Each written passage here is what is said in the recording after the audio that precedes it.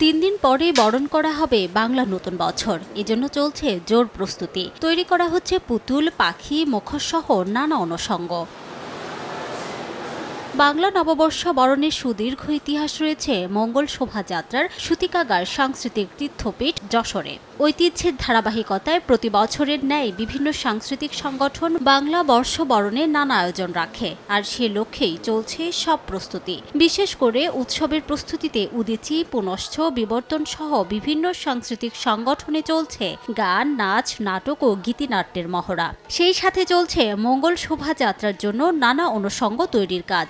যত্নে রাখি এ ধরনের এই থিমের উপরে নির্ভর করে আমরা এবারে শোভাযাত্রার সামগ্রিক প্রস্তুতি গ্রহণ করেছি। হাজার বছরের যে বাঙালি সংস্কৃতি, সেই বহমান সংস্কৃতিকে সামনের দিকে এগিয়ে নিয়ে যান। যশোরের 30টির অধিক সাংস্কৃতিক সংগঠন সাড়ম্বরে তাদের কার্যক্রম চালাচ্ছে। সমস্ত নৃগোষ্ঠীর জাতি উপজাতি সবাইকে সবার কৃষ্টিকে আদরে গ্রহণ করার।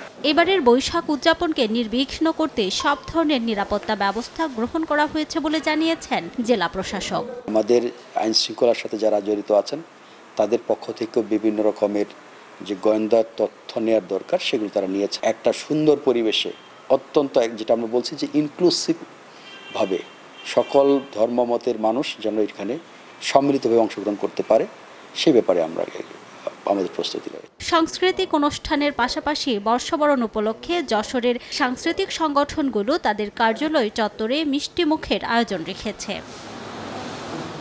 সময় সংবাদ, যশোর।